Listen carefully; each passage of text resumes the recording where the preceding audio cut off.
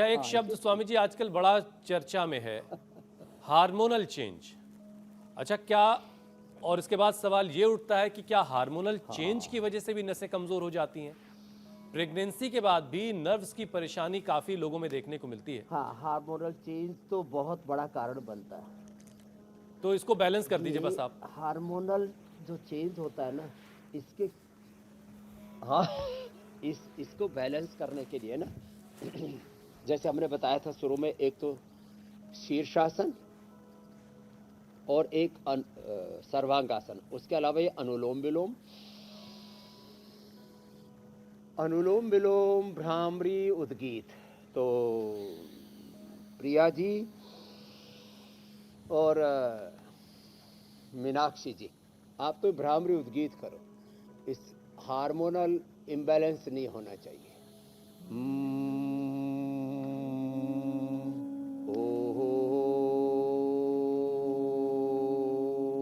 ये 5-5 मिनट कर लें भ्रामरी उद्गीत, 5-5 मिनट और 5-5 सेकंड भी लेना और छोड़ना अनुलोम विलोम। ओंकार ध्यान, गायत्री ध्यान, महामृत्युंजय का ध्यान, मूलाधार से लेकर के सहस्रार तक, अष्टाचक्र नवद्वारा, देवानाम पूरा योद्धा तस्याम हिरण्य कोश स्वर्गो ज्योतिषावृता। मूलाधार से सहस्रार तक ध्यान करने में से अपने आप हार्मोनल इम्बैलेंस ठीक हो जाता है। और उसके लिए 1 चम्मच गाय का घी जरूर ले, या ब्राह्मी घृत ले ले, या न्यूट्रिला ओमेगा ले ले, या सिबकथोन ले ले, अथवा मेधावटी तो अप्रतिम है। मेधावटी खाने के बाद और खाली पेट मेमोरी ग्रिड ले लिया तो मस्तिष्क से रिलेटेड सारे रोग भी दूर हो जाएंगे, उससे स्ट्रेस भी दूर हो जाएगा, ओसीडी भी, ओवर थिंकिंग, नेगेटिव थिंकिंग, अनिद्रा की समस्या भी दूर हो जाएगी, हार्मोनल इम्बैलेंस भी दूर हो जाएंगे। सब कंट्रोल यहाँ से होता है। Pituitary, pineal gland, right left brain, central nervous system, peripheral nervous system, ये जो है मेडुला, सारे के सारे अच्छे हो जाते हैं। तो ये अनुलोम विलोम, भ्रामरी, उद्गीत के अलावा मैंने घरेलू उपचार भी बता दिए। और एक बार जरा जोर से हंस लो, हास्यासन।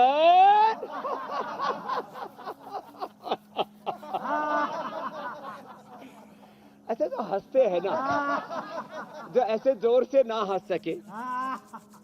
कुछ लोगों को ऐसा लगता है क्या सुबह सुबह दांत फाड़ते रहते हैं, तो जिनको ऐसा सुबह सुबह दांत फाड़ने में दिक्कत होती है तो मुस्कुरा लिया करें।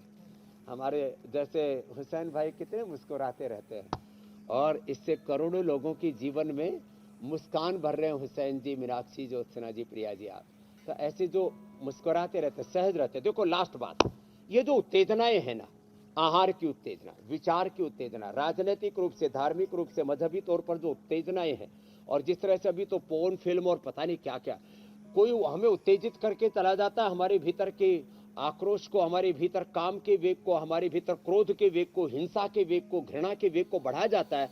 और जो है वासनाओं का वेग बढ़ने से छोटी छोटी 3-5 साल 8 साल की बेटियां दुराचार व्यभिचार का शिकार होती हैं।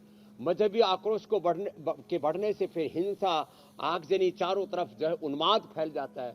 तो सब प्रकार का उन्माद जो है वो, उससे हमें बचना है।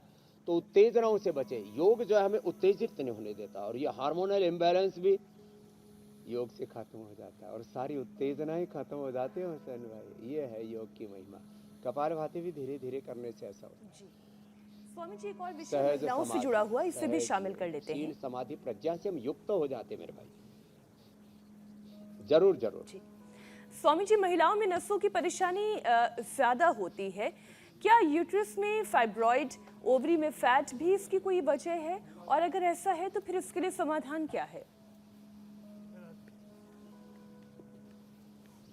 तो देखो जो है, अभी हुसैन भाई किसी जैकेट बेचने वाले को मेरे पास ना भेज दे इसलिए मैंने अपना उत्तरीय पहन ही लिया है।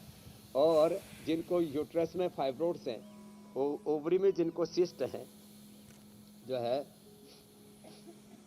उसके लिए खाली पेट सिस्टोग्रिट, और यदि कैंसरस होने की संभावना है तो सिस्टोग्रिट डायमंड, खाने के बाद करक्यूमिन गोल्ड, वृद्धि बाधिकावटी, काचनार गुगुल या काचनार घनवटी, इनका सेवन करने से यूट्रस में फाइब्रोड्स हो, ओवरी में सिस्ट हो, फिलिपियन ट्यूब बंद हो, पॉलीसिस्टिक किडनी हो, पॉलीसिस्टिक ओवरीज हो, पीसीओडी हो, या गले में गांठ हो गई हो, गोइटर हो गया हो, कहीं भी शरीर में लाइपोमा हो गया हो, आजकल ना ये गांठें बहुत ज़्यादा बढ़ रही है, पता नहीं क्या कारण है।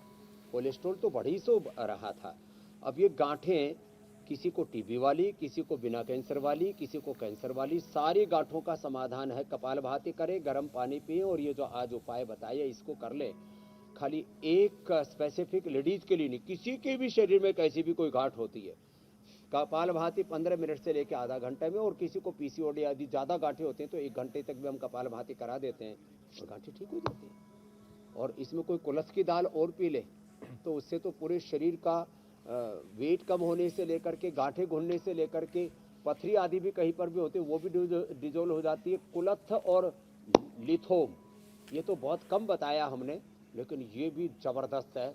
कहीं कैल्सिफिकेशन भी हो जाए, कहीं तो गांठें हो जाती, कहीं कैल्सिफिकेशन हो जाता है, दोनों का समाधान बता दिया है।